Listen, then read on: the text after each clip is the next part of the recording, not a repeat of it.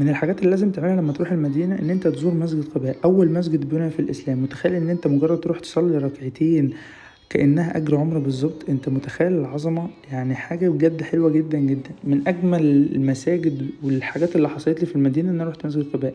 الديزاين من بره زي ما احنا شايفين والتصميم حاجة جميلة جدا جدا جدا. دخلت عامة المدينة وأي حتة في المدينة كويسة جدا جدا ومريحة للقلب بطريقة مش طبيعية. حتى اكتبوا لنا في الكومنتات اللي راح المدينة قبل كده ايه انطباعك عن المدينة. أول ما نخش المسجد طبعا لازم نصلي ركعتين، وبنية تحية المسجد وبنية إن أنت عايز تاخد أجر عمرة، يعني نية عادي جدا. الديزاين للمسجد من جوه حاجة جميلة جدا جدا. طبعا هنا مواقيت الصلاة، وهنا ده المنبر، وهنا حاطين عسكري دايما بيبقى حارس الإمام علشان لما بيصلي أو كده. بجد تجربة لازم تمر بيها جدا وحلوة جدا جدا جدا. هنا دي المصاحف، وهنا ده شكل بعد ما خلصنا وصلينا صلاة العشاء، وده شكل المسجد من بره. ما تنساش لايك